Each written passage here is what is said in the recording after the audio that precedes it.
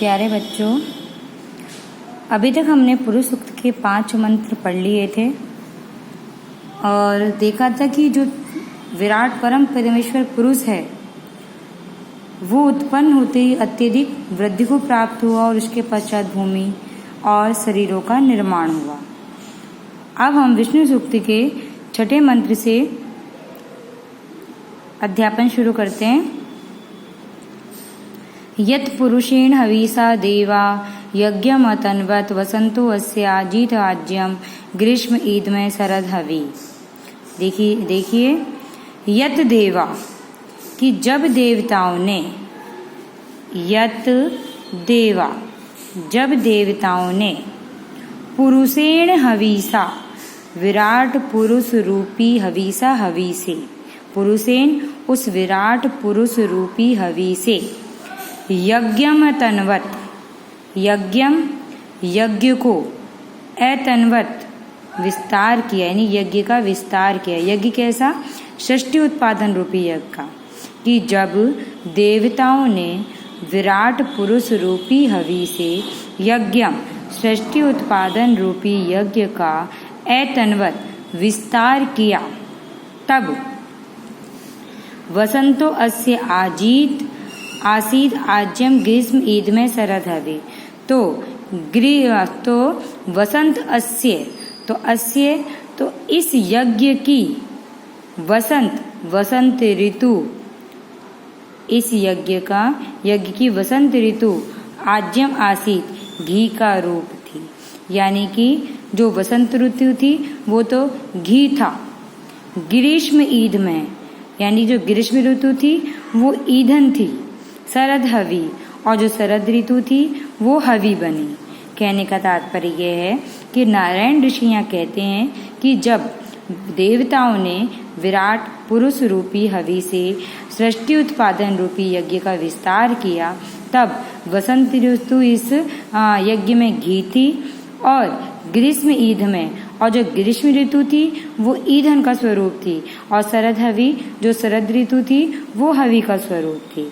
यानी कि इस यज्ञ में वसंत ने घी का काम किया, ग्रीष्म ऋतु ने ईंधन का काम किया और शरद ऋतु ने हवि का काम किया। कहते हैं कि जिस सृष्टि में जीवों की स्थिति के लिए जिस प्रकार यज्ञ करने के लिए घी, लकड़ी तथा हवि की आवश्यकता होती है, उसी प्रकार सृष्टि में जीवों की स्थिति के लिए वसंत ऋतु, ग्रीष्म ऋतु और शरद ऋतु की आवश्यकता होती है। यानी सृष्टि उत्पादन में ये तीनों ऋतु अपना अपना महत्व रखती हैं। अतः इसलिए नारायण ऋषि ने इस मंत्र में कहा है कि सृष्टि उत्पादन रूपी यज्ञ के लिए जो वसंत ऋतु घी, ग्रीष्म ऋतु ईंधन और शरद ऋतु हवि का रूप बनी। अगला मंत्र देखते हैं। तम यज्ञम बहिर्षि प्रोक्षण पुरुषम जातम अग्रतः तेन देवा अयजंत साध्या ऋषियश्च ये। तम अग्रतः, देखिए तम यज्ञम बहिर्षि प्रोक्षण पुरुषम जातम अग्रत है। देखो तम उस, अग्रत है सर्वप्रथम, जातम उत्पन्न हुए, उस सर्वप्रथम उत्पन्न हुए, यज्ञम पुरुषम, यज्ञम पुरुषम यज्ञ पुरुष को, यज्ञ विराट पुरुष को, बहिर्षि कुश के आसन पर या कुश रूपी आसन पर प्रोक्षण अभिसिंचित किया। कह रहे हैं जब सृष्टि रूपी यज्ञ किया गया तब तम अग्रतः जातम, तो उस सर्वप्रथम जातम उत्पन्न हुए, यज्ञम पुरुषम यज्ञ विराट पुरुष को, बहिर्षि प्रोक्षण कि बहिर्षि कुश रूपी आसन पर प्रोक्षण अभिसिंचित किया। ये देवा, ये जो लास्ट देखो, ये जो देवा देवगण हैं, साध्या और सिद्ध गण या सिद्ध करने वाले ऋषिगण हैं, उन्होंने तेन उस पुरुषम, तेन पुरुषम यानी उस यज्ञ पुरुष से अयजंत यज्ञ किया। कहते हैं उस विराट पुरुष से देवताओं ने और सिद्ध जो ऋषिगण हैं उन्होंने अयजंत यज्ञ किया। दोबारा समझ लो इसको एक बार कि तम अग्रतः जातम, उस सर्वप्रथम उत्पन्न हुए यज्ञम पुरुषम, यज्ञ रूपी पुरुष को या यज्ञीय विराट पुरुष को बहिर्षि प्रोक्षण कुश रूपी आसन पर प्रोक्षण अभिसिंचित किया। ये जो देवा देवगण हैं और साध्य ऋषियश्च और सिद्ध ऋषिगण हैं उन्होंने तेन उस विराट पुरुष से अयजंत यज्ञ किया। कह रहे हैं कि जो देवगण हैं और जो सिद्ध ऋषिगण थे उन्होंने ही उस विराट पुरुष से यज्ञ को संपन्न किया और उस विराट पुरुष को कुश रूपी आसन पर उन्होंने अभिसिंचित किया। कुश को क्या कहते हैं, बहुत पवित्र माना गया है वेदों में भी। इस कथन से हम इसको समझ सकते हैं। अगला मंत्र देखते हैं हम।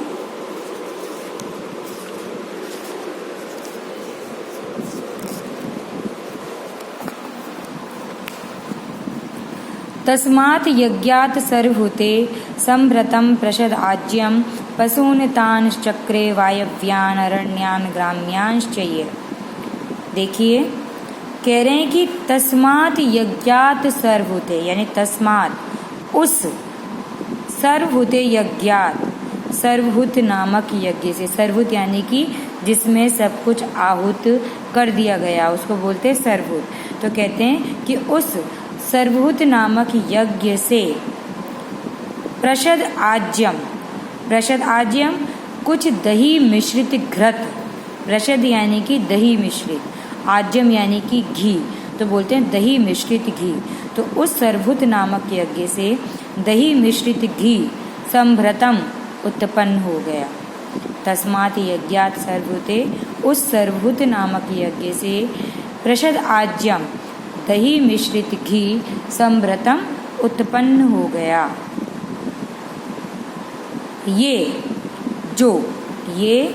जो वायव्यान, वायव्यान वायु में उड़ने वाले प्राणी, आरण्यान जंगल में रहने वाले प्राणी, ग्राम्यान और गांव में रहने वाले, पशून जो पशु आदि हैं, तान उनको, तान उनको, चक्रे बनाया गया या उत्पन्न किया गया। कह रहे हैं कि जो वायु में रहने वाले, आरण्यान वन में रहने वाले, ग्राम्यान और गांवों में रहने वाले पशु हैं, तान चक्रे फिर उनको उत्पन्न किया गया। दोबारा सुन लीजिए।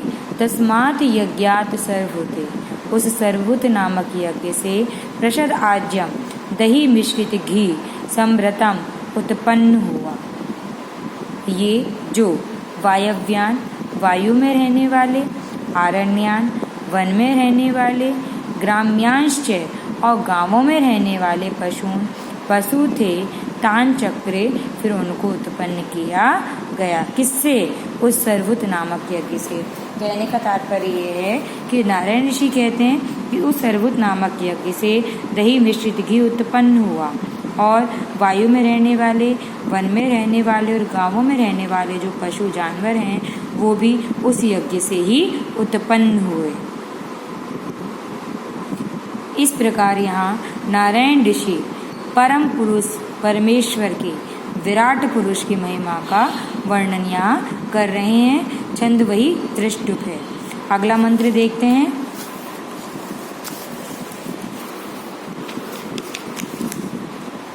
देखिए, तस्मात् यज्ञात् सर्वभूते ऋचः सामानि जज्ञिरे छंदांसी जज्ञिरे तस्मात् यजु तस्मात् अजायत। देखिए वो ये पहला चरण तो कि तस्मात् यज्ञात् सर्वभूते, उस सर्वभूत नामक यज्ञ से ऋचः सामानि, ऋचः यानी कि ऋग्वेद, सामानि यानी कि सामवेद, जज्ञिरे उत्पन्न हुए, कि उस सर्वभूत नामक यज्ञ से ऋग्वेद तथा सामवेद जज्ञिरे उत्पन्न हुए।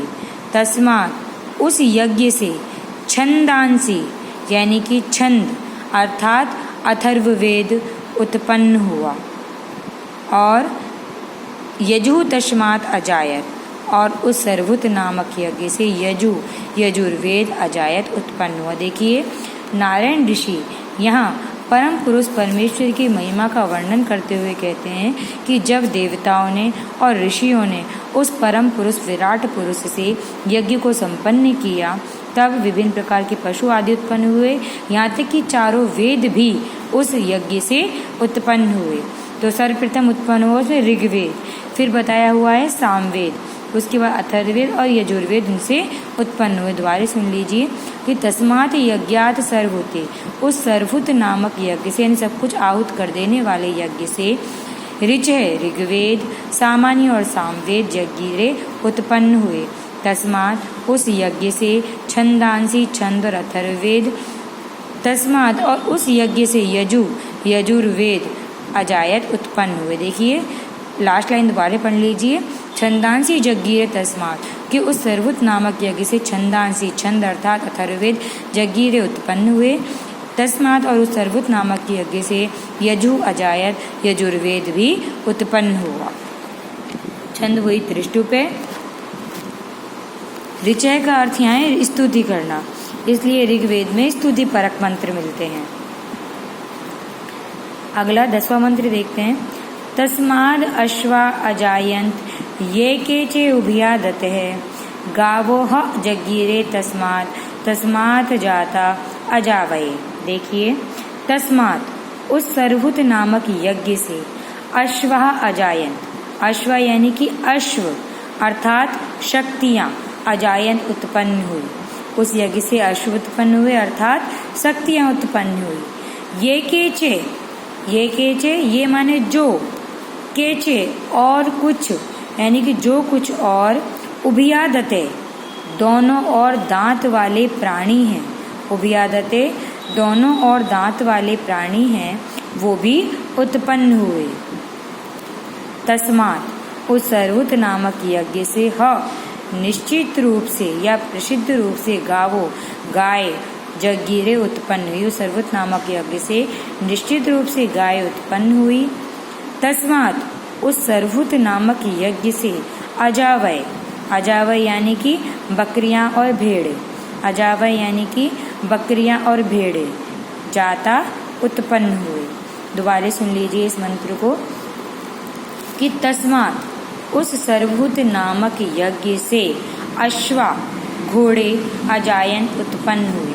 अश्व यहाँ शक्ति का प्रतीक है, इसलिए इसका अर्थ भी लगा सकते हैं, अर्थात शक्तियाँ उत्पन्न हुई। ये केचे और जो कुछ और, उभया दते दोनों और दांत वाले, उभया दोनों और दते दांत वाले प्राणी हैं, वो भी अजायन उत्पन्न हुए। गावो ह और निश्चित रूप से तस्मात् उस सर्वभूत नामक यज्ञ से गावो गाय जगीरे उत्पन्न हुई। तस्मात् उस सर्वभूत नामक यज्ञ से अजावय बकरियां और भेड़े, अजावय बकरियां और भेड़े जाता उत्पन्न हुए।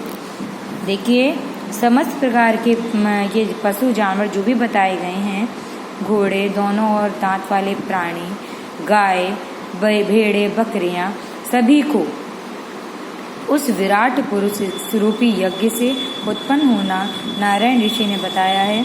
इससे पहले चारों वेदों को भी क्या कहते हैं, यज्ञ सृष्टि उत्पादन रूपी यज्ञ से उत्पन्न होना बताया है। और शरद ऋतु, ग्रीष्म ऋतु और क्या कहते हैं वसंत ऋतु को क्रमशः हवि, ईंधन और घृत का स्वरूप उस सृष्टि रूपी उत्पादन रूपी यज्ञ में उनका बतलाया है।